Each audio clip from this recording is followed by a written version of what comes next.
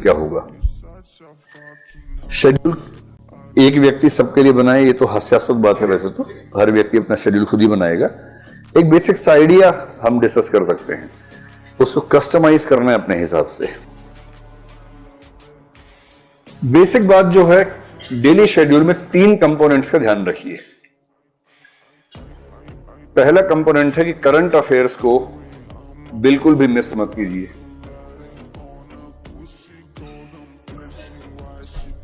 और मेरा ख्याल है करंट अफेयर्स के लिए आप दिन में करीब 1.5 से 2 घंटे का समय रखिए। इसमें मैगजीन भी कवर हो जाएगी, वेबसाइट भी कवर हो जाएगी। मैगजीन में करंट अफेयर्स के 60 तो पेज होते हैं महीने भर में, और 60 पेज पढ़ने के लिए अगर आप ठीक स्पीड से पढ़ते हैं, मेरे ख्याल से 2 घंटे में 6 पेज तो ही जाते होंगे आराम से। मतलब आराम से पढ़ने की बात अगर करें तो 10 दिन में खत्म हो जाएगी मैगजीन। 2 घंटे में कितने खत्म होते हैं पेज आपके? 6 नहीं हो पाते।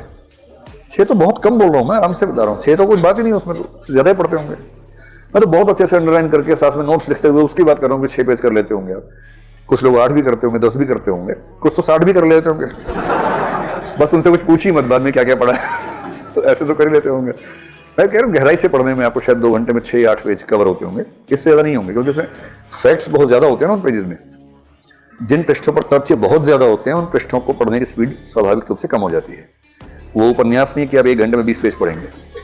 किसी नॉवल को पढ़ते हुए आप 1 घंटे में 20-25 पेज पढ़ रहे हैं तो इसका मतलब आप ठीक स्पीड पे हैं। लेकिन करंट अफेयर्स के अगर आप 20-25 पेज 1 घंटे में पढ़ रहे हैं तो इसका मतलब चिंता की बात है ना। 2 घंटे में 6-7-8 पेज ठीक स्पीड है करंट अफेयर्स के मामले में। तो आप ये कर सकते हैं कि मैगजीन में रोज 1 घंटा लगाएं, क्योंकि 1 घंटा लगाएंगे तो भी आप 20-22 दिन में कवर कर लेंगे उसको। और 1 घंटा वेबसाइट पे लगाएं प्रतिदिन, और ये 2 घंटे अलग से रखिए, मिक्स मत कीजिए। जैसे आप तय कर ले अपना शेड्यूल, जो भी आपका दिन भर का शेड्यूल है। अगर आप रात को देर तक पढ़ते हैं या जल्दी सोते हैं, जैसा भी शेड्यूल आपका है, जैसे आप तय कर ले कि भाई डिनर के बाद के 2 घंटे ये, उसके बाद सो जाए, या सुबह उठते सबसे पहले 2 घंटे ये, वो अपने हिसाब से देखिएगा। क्योंकि आपकी जो नेचर है उससे कंप्रोमाइज मत कीजिए।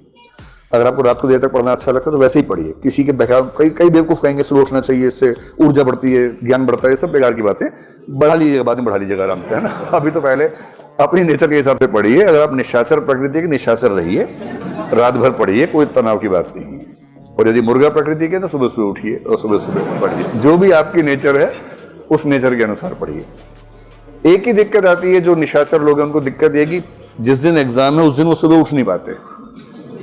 उनको तनाव रहता है कि सोएं कैसे। आदत है 4 बजे सोने की, उस दिन 12 बजे लेट जाते हैं, नींद नहीं आती है। ये दिक्कत आती है। इसके 2 समाधान है। या तो आप 10-12 दिन पहले से थोड़ा शेड्यूल चेंज करना शुरू कर दें, ये हो नहीं पाता प्रैक्टिकली।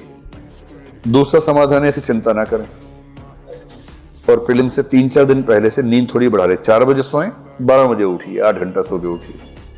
इससे क्या होगा कि एक दिन नहीं सो पाने से असर नहीं पड़ेगा। मैं ठीक प्रीलिम से बात कर रहा हूं। 3 जून को एग्जाम है, 2 जून को रात को नींद नहीं आ रही, तनाव मत लीजिए, इससे कुछ नहीं होने वाला। हमारा माइंड इतना मजबूत है कि वो एक दिन बहुत कम नींद के साथ काम चला सकता है, कोई चिंता की बात नहीं है। लेकिन हाँ, उससे पहले 3-4-5 दिन अपनी नींद ज्यादा ली हो, ये थोड़ा सा मैनेज कर लीजिएगा। अपनी नेचर से कंप्रोमाइज नहीं करना है, लेकिन उस नेचर के हिसाब से कोई 2 घंटे का शेड्यूल अलग से निकाल लीजिए करंट अफेयर्स के लिए। इसी तरह से 1 से 2 घंटे का शेड्यूल निकालिए रिवीजन के लिए। वरना इस पाठ्यक्रम में होता गया कि एक क्रम से आप पढ़ते जाते हैं, उसी क्रम से पीछे गायब होता जाता है, और फिर आप 2 महीने बाद देखते हैं कि सब सफाचट एकदम, कुछ याद नहीं आ रहा। फिर आपको लगता है कि याद तो नहीं आ रहा, वो 2 महीने गए कहाँ मेरे जीवन के, जो 2 महीने मैंने गुजारे थे इसमें, कुछ चले कहाँ गए। तो अगर आप चाह रहे हैं कि उस समय का मूल्य रहे तो दिन में कम से कम 1 से 2 घंटे का समय रखिए केवल रिवीजन का। पिछले सप्ताह में जो भी पढ़ा है उसको फिर से तेजी से पढ़ लीजिए। मनोविज्ञान में एक सामान्य बात है कि जिस चीज की रिवीजन आपने 3 बार कर ली, वो चीज आप आराम से भूल नहीं सकते। और 3 रिवीजन का मतलब है जिस दिन पढ़ा उसी दिन कर लीजिए। एक बार वीकली रिवीजन, एक बार मंथली रिवीजन कर लीजिए।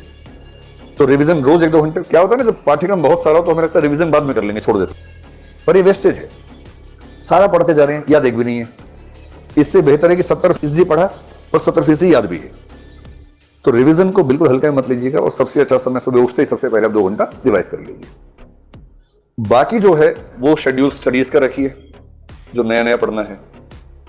और मेरे ख्याल से अब आप जिस दौर में आ गए हैं, अगर आपकी मान लें कि 3 घंटे की क्लास होती है और 4 घंटे ही हो गए, 7 हो गए, तो आप कम से कम 5 से 6 घंटे और निकालिए स्टडीज के लिए। मैं जानता हूं कि जब बच्चे नए नए आते हैं तो हम कहते हैं कि आप 8 घंटा पढ़िए, 8 घंटा सोइए, 8 घंटा घूमिए। 8-8-8 का नियम बताते हैं शुरू में, और नए नए बच्चों के लिए होता है। अब आप बच्चे छोड़ना है, अब आप बड़े हो गए हैं।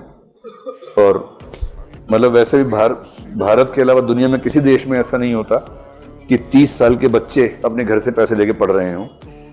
तो जब आपको इतनी सुविधाएं मिल रही हैं, आप फुल टाइमर स्टूडेंट्स हैं और कुछ नहीं कर रहे हैं,